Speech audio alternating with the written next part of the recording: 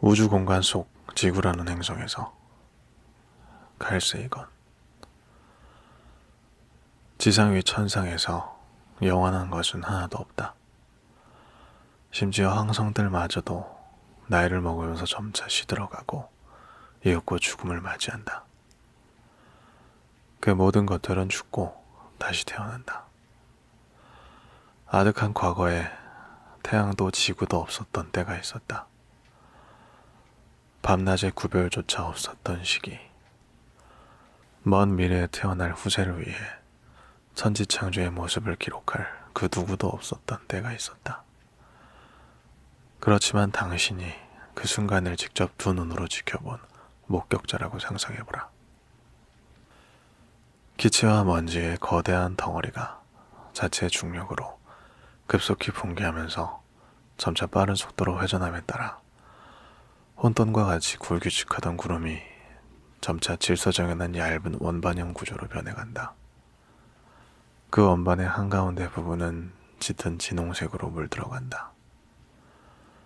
원반 위쪽에서 멀리 떨어진 장소에서 1억 년가량 관찰을 계속한다면 중앙부의 덩어리가 서서히 흰빛을 더하면서 여러 차례의 시행착오를 거친 후에 돌연 핵융합의 불길을 뿜어내며 밝게 타오르기 시작하는 광경을 볼 수 있을 것이다. 바로 태양의 탄생이다. 이후 50억 년 동안 태양은 밝기를 증가시켜왔다. 원반 속에 들어있던 물질이 생물로 진화하고 태양계의 기원, 나아가 그들 자신의 기원을 재구성해 설명할 수 있는 능력을 가진 생물체가 등장할 때까지 원반은 가장 깊은 부분만 빛나고 있다. 조금 떨어진 곳까지는 빛이 도달하지 않는다. 그래서 어떤 불가사의한 일이 일어나고 있는지 확인하기 위해 구름 사이로 뛰어들어 본다. 그러면 가장 먼저 100만 개나 되는 작은 암석 덩어리가 중앙부의 거대한 불덩어리 주위에서 분쇄되고 있다는 사실을 알게 된다. 조금 큰 천체가 여기저기 수천 개가량 흩어져 있고 그 대부분은 태양 주위를 선회하고 있지만 아득히 먼 곳을 돌고 있는 곳도 있다. 그 천체들은 얼마 지나지 않아 서로 합치고 하나로 뭉쳐 이윽고 지구를 형성하도록 운명지어져 있다. 천체 형성의 모태가 되는 회전하는 원시 원반은 은하계 속에 펼쳐져 있는 광대한 성간 진공에 점재하는 희박한 물질이 모여 형성된다. 그것을 구성하는 원자들과 입장 알갱이들은 우주 진화의 역사 속에서는 쓰레기나 부스러기와 같은 부산물로 탄생했다. 예를 들면 산소 원자는 오래전에 죽은 적색 거성 내부의 지옥불처럼 뜨거운 곳에서 헬륨으로부터 만들어졌다. 탄소 원자는 은하의 완전히 다른 장소에 있던 탄소가 풍부한 별의 대기에서 방출되었다. 철 원자는 그보다 훨씬 전에 일어난 강력한 초신성 폭발에서 탄생해 우주 공간으로 방출되어 이후 천체 형성의 재료가 되었다. 이런 과정을 거쳐 탄생한 원자가 50억 년 후 우리의 혈액 속을 여행하고 있을 것은 분명하다. 우리의 이야기는 어둠 속에서 희미하게 빛나면서 끊임없이 성장하고 있는 이 원시 원반에서 시작된다. 그 밖에도 다른 많은 이야기들이 펼쳐질 것이다. 우리가 살고 있는 지구라는 행성과 지상에 살고 있는 숱한 종들에 대한 이야기, 지구 외의 다른 천체에서는 생명이 태어나지 않도록 운명 지어진 이유도 포함될 것이다. 원시 원반은 미래의 숱한 가능성을 숨긴 채 파도처럼 일렁이고 있다. 별이 일생의 대부분 동안 빛나는 것은 수소를 헬륨으로 변화시키고 있기 때문이다. 이 변화는 별 내부의 깊은 곳에서 상상할 수 없이 높은 압력과 높은 온도에서 일어난다. 은하계 내에서는 기체와 먼지의 거대한 구름 속에서 지난 100억 년 동안 행성들이 탄생해왔다. 기체와 먼지라는 태반은 일단 별을 둘러싸고 별의 영양분을 공급해주는 원천으로 사용된 다음에는 대부분 소실되어 별에 흡수되거나 다시 성간 공간으로 흩어진다. 별들이 조금 더 나이를 먹게 되면, 그렇지만 별의 역사에서 볼 때 아직도 유년기에 해나간다. 기체와 먼지 속에서 탄생할 수 있었던 원시 원반은 차츰 뚜렷한 형태를 띠게 된다. 안쪽 원반이 별 주위를 빠른 속도로 회전하는 데에 비해 바깥쪽 층의 움직임은 좀 더 느리고 안정적이다. 이제 기체는 사라지고 대부분은 먼지가 되어 먼지 알갱이 하나하나가 마치 작은 행성처럼 중심에 위치한 별 주위를 돈다. 이런 원시 원반은 별의 청년기 이후에는 거의 사라진다. 바깥쪽 층은 이미 먼지까지 일어 거의 보이지 않는다. 태양과 비슷한 크기의 젊은 별 중에서 절반 정도는 이런 원반을 가진다. 그러나 성장이 끝난 별에서는 완전히 사라지거나 있어도 거의 보이지 않게 된다. 우리 태양계에서는 현재 황도운이라고 불리는 태양 주위를 회전하는 넓게 확산된 희박한 먼지의 대가 남아있는 정도이다. 이 거대한 원반에서 행성계가 태어났다. 지금까지의 관측 결과는 우리에게 다음과 같은 사실을 알려준다. 별은 가스와 먼지가 모여있는 거대한 솥 속에서 탄생한다. 농축된 물질 덩어리는 부근에 있는 기체나 먼지를 끌어당겨 계속 커지고 밀도 역시 높아진다. 커지면 커질수록 물질을 모으는 효율이 높아져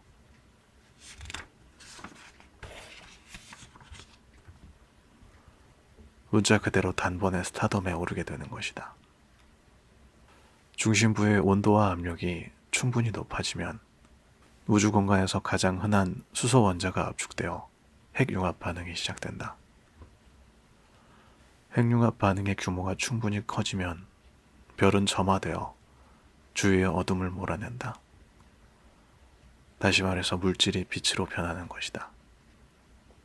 형태가 무너져가는 구름은 회전을 시작하고 원반 벽에 부딪혀 압축되면서 차츰 물질이 모여 덩어리를 형성하게 된다.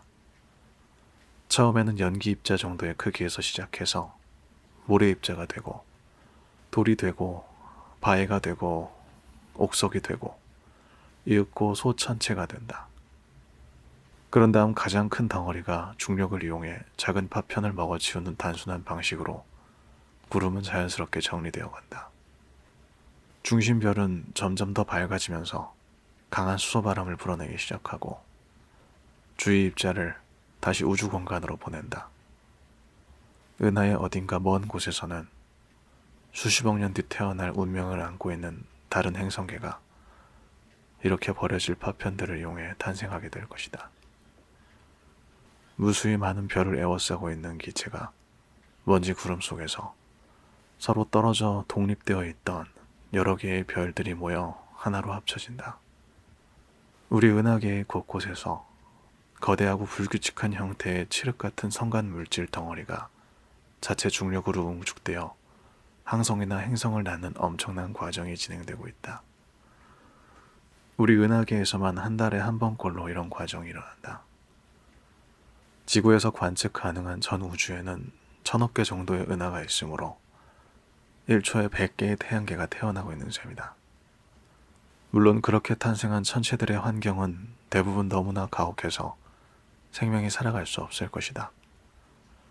그러나 푸른 나무와 풀이 무성한 비옥한 천체가 있다고 해도 결코 불가사의한 일은 아니다. 그리하여 제각기 자신의 별의 환경에 훌륭하게 적응한 생물이 탄생하고 진화를 거듭해 이 책처럼 그들 자신의 기원에 관한 책을 쓰고 있는지 모른다.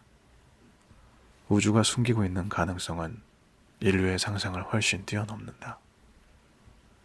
먼지가 가라앉고 원반이 얇아지면서 그 속에서 어떤 일이 일어나고 있는지 외부에서도 알 수 있게 된다. 태양 주변에는 조금씩 다른 궤도를 가진 소천체들이 서로 밀치며 통과하는 길이 나 있다. 인내심을 발휘해서 조금 더 관찰하기로 하자. 시간이 흐른다. 무수히 많은 천체가 바람처럼 빠른 속도로 지나친다. 이제 그 천체들이 충돌하는 것은 시간 문제이다. 좀 더 가까이 다가가 보면 거의 모든 곳에서 충돌이 일어나고 있음을 알 수 있다. 태양계의 시작은 상상을 초월하는 혼돈이었다. 빠른 속도로 정면 충돌이 일어나면 파멸적인 폭발이 일어나고 그런 뒤에는 크고 작은 파편밖에 남지 않는다. 그렇지만 두 개의 소천체가 거의 같은 궤도를 따라 같은 방향, 비슷한 속도로 회전하고 있다면 충돌은 얌전히 서로를 미는 정도로 일어날 수 있다. 그리고 두 개의 천체가 합쳐져 두 개 크기의 새로운 소천체가 태어난다. 또 다른 시대에는 그보다 훨씬 커다란 일부 천체들이 위험천만한 초기 충돌로 인한 파괴를 운 좋게 피해 커다란 천체로 자라나는 모습을 관찰할 수 있을 것이다. 작은 천체들이 나누어 먹기라도 하듯이 먹이 구역을 정해놓은 이 천체들은 차츰 크기를 불려간다. 이런 대형 천체들은 점차 중력의 영향을 받아 불규칙한 형태에서 벗어나게 되고 충분한 크기가 되면 완전한 구형을 이루게 된다. 자기보다 큰 천체와 충돌하지 않을 정도의 거리까지 접근한 경우 소천체의 궤도는 휘어 새로운 궤도로 옮아간다. 만약 그 새로운 궤도에 다른 천체가 있다면 충돌이 일어나 산산이 분쇄될 것이다.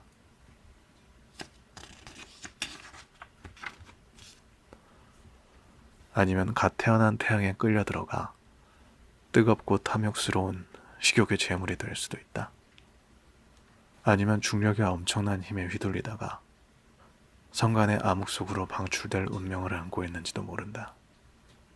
먹히지도 않고 분쇄되어 소멸되지도 않고 태양의 불길 속에 녹지도 않고 암흑 속으로 추방되지도 않는 운 좋은 궤도를 가진 극소수의 천체만이 성장을 계속할 수 있다. 일정 크기 이상이 되면 전체는 먼지뿐만 아니라 행성과 행성 사이에 있는 거대한 행성 간 기체 흐름까지 끌어당길 수 있게 된다. 그런 다음에는 광물과 금속으로 이루어져 있는 핵 둘레의 수소와 헬륨으로 구성된 거대한 대기를 포함하는 상태에 이르게 된다. 목성, 토성, 천왕성, 해왕성, 4개의 큰 행성은 이런 과정을 거쳐 태어났다. 이런 행성들에는 독특한 띠 모양의 구름이 있다. 행성 주위를 도는 위성이 해성과 충돌을 일으켜 여러 가지 패턴을 가진 아름다운 무지갯빛의 어렴풋한 고리를 만들기도 한다. 폭발로 만들어졌던 천체의 파편은 다시 모이고 여러 가지 기원의 잡동사니가 결합해 새로운 위성이 탄생하게 된다. 관찰을 계속하면 아득히 먼 곳에서 태양을 향하고 있던 천왕성의 같은 방향으로 궤도를 돌고 있던 지구와 비슷한 크기의 천체가 부딪혀서 방향이 변하는 모습을 목격할 수 있을 것이다. 원시 원반의 가스가 이미 사라져버린 태양에서 좀 더 가까운 곳에 위치한 천체들 중에는 지구와 비슷한 모습을 가진 지구형 행성으로 발달한 것도 있다. 이들은 천체를 전멸시키는 중력 법칙이라는 룰렛 게임의 세계에서 살아남은 다른 형태의 승자이다. 태양계의 행성이 탄생하기까지 경과된 시간은 고작 1억 년 정도였다. 이때까지의 태양계의 나이를 인간의 평균 수명과 비교한다면 태어난 지 겨우 9개월이 지났을 뿐이다. 암석과 금속, 유기물이 풍부한 수백만 개에 달하는 소행성 역시 도넛 형상의 띠, 이른바 소행성대를 형성하면서 살아남았다. 그리고 수조기에 이르는 얼어붙은 소천체, 즉 해성도 행성계의 가장 바깥쪽 행성에서조차 아득히 먼 암흑 속의 궤도를 따라 태양 주위를 선회하고 있다. 태양계의 골조에 해당하는 기본 구조는 이렇게 형성되었다.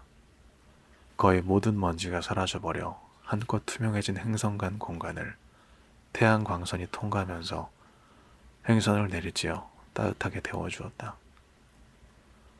행성들은 태양 주위를 끊임없이 공전한다. 그러나 더 가까이 접근해서 관찰해보면 새로운 변화가 시작되고 있음을 알 수 있다. 이 행성들 중 그 어느 것도 자신의 의사에 따라 움직일 수는 없다는 사실을 새겨둘 필요가 있다. 어느 행성도 특정한 궤도에 고정되려고 애쓰지는 않았다. 그러나 그 과정에서 규칙적인 회전 궤도를 가지는 행성이 나온다. 반대로 어지러울 만큼 제멋대로이고 불규칙한 궤도를 가지거나 지나치게 급한 경사 궤도를 가진 행성은 점차 배제되어 간다. 시간의 흐름에 따라 초기에는 모든 것이 뒤범벅이고 혼돈에 빠진 것처럼 보였던 태양계가 차츰 질서 있고 단순하고 규칙적인 상태로 변해간다. 그리고 각 행성의 궤도는 눈에 띄게 아름다운 조화를 이루어간다. 일부 행성만이 선택되어 살아남고 다른 행성들은 사멸하거나 먼 곳으로 추방되어 소멸한다. 이런 선택은 운동과 중력의 법칙이라는 몇 안 되는 극히 간단한 법칙에 따라 이루어진다. 비록 이웃에 대해 우호적인 대외 정책을 가지는 온건한 궤도의 천체라고 해도 악명 높은 방랑자인 소천체가 궤도에 있는 경우 충돌을 피할 수 없다. 가장 안전한 원 궤도를 유지하는 행성도 완전한 파멸이라는 무서운 운명에서 100% 안정을 보장받는 것은 아니다. 지구와 같은 행성이 살아남기 위해서도 많은 행운이 이어지지 않으면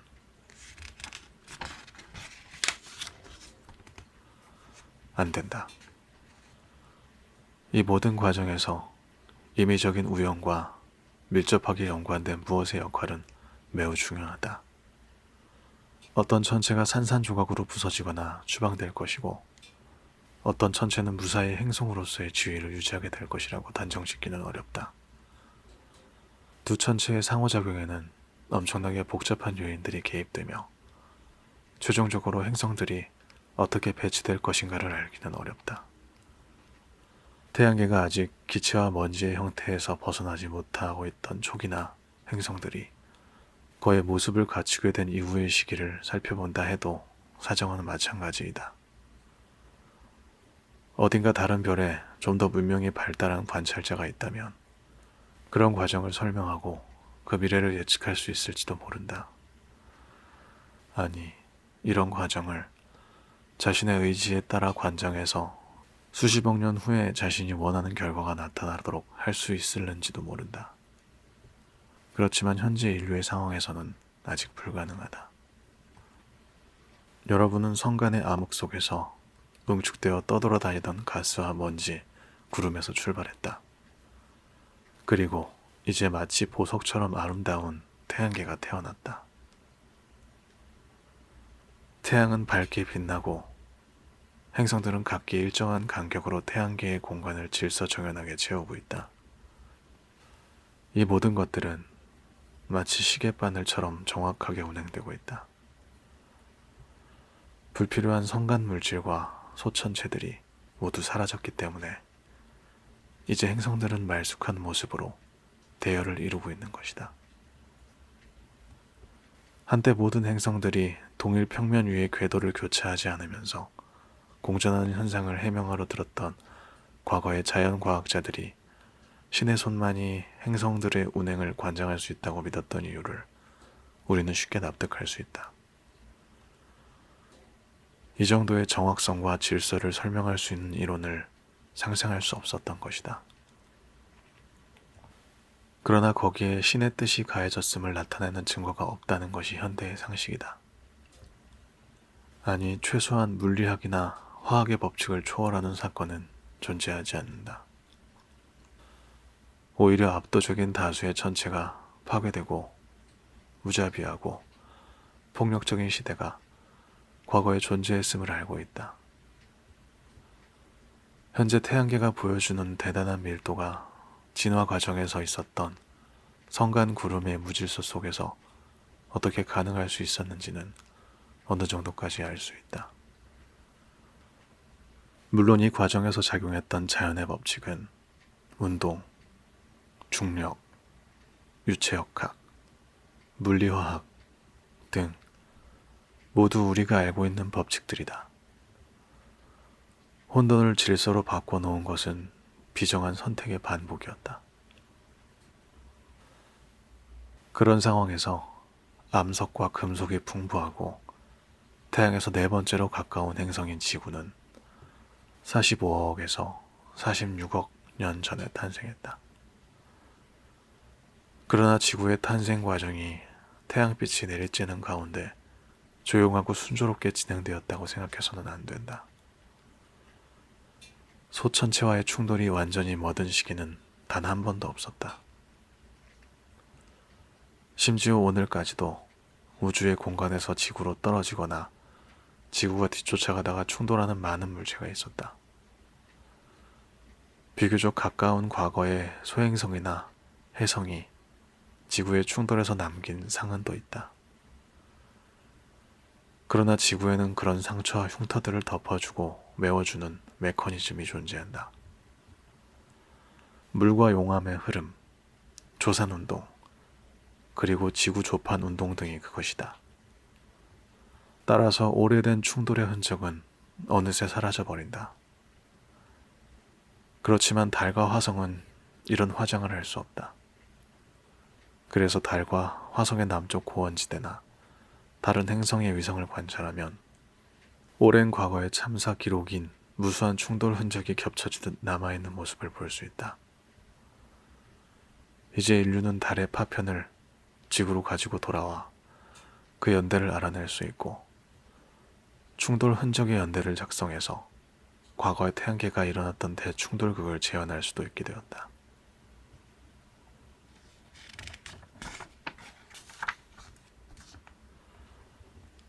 다가오는 미래에 작은 충돌뿐만 아니라 세계의 종말을 고하는 계시록적인 거대한 충돌도 일어날 수 있다는 사실이 인접한 천체의 표본에 보존된 기록에서 얻을 수 있는 결론이다.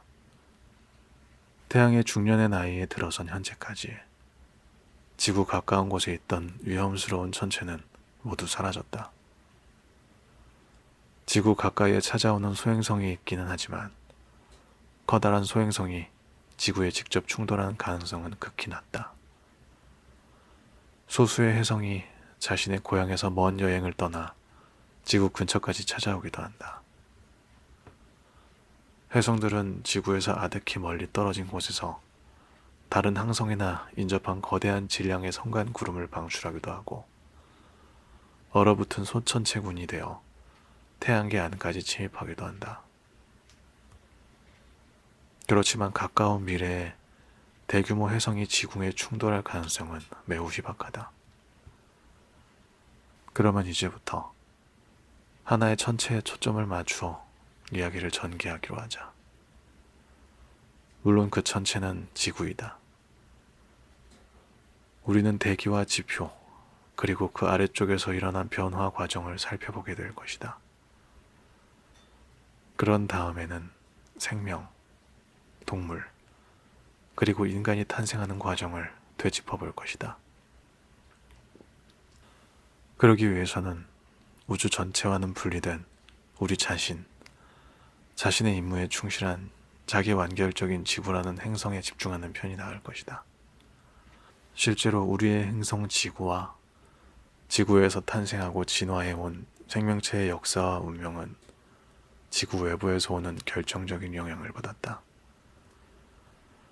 저 밖의 영향은 지구가 탄생하던 기원의 순간뿐만 아니라 오늘에 이르기까지 전 역사 과정을 관통해서 계속되었다.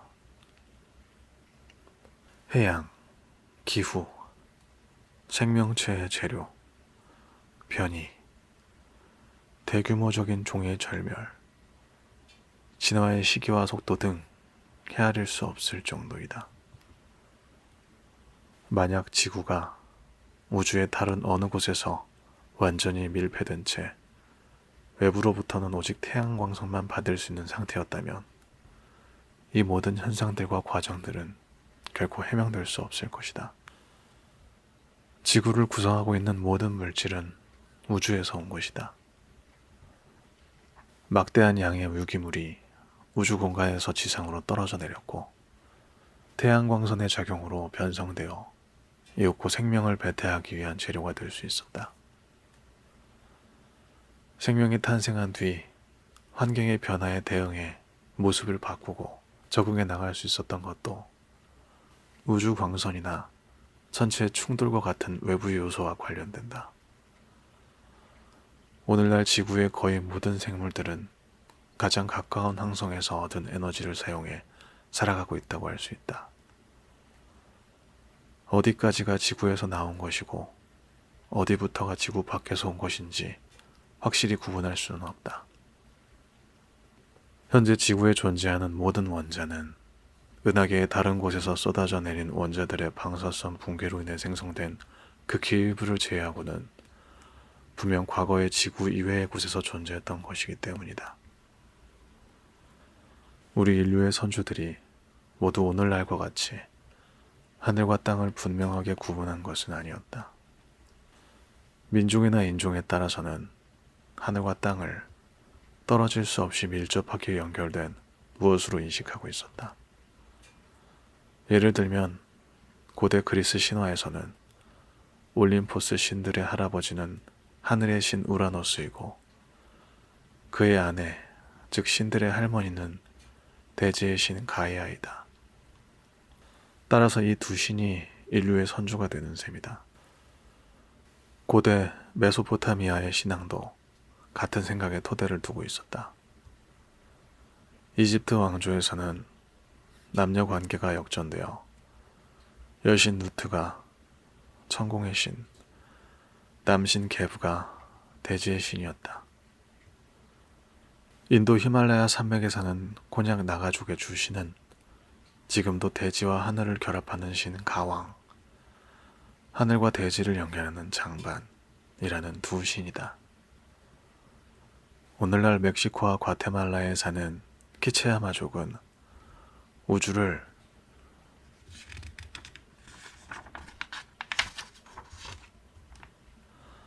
하늘과 땅을 의미하는 카훌레우라고 부른다. 그곳이 바로 우리가 살고 있는 곳이자 우리가 태어난 고향이다. 이처럼 하늘과 땅은 하나이다.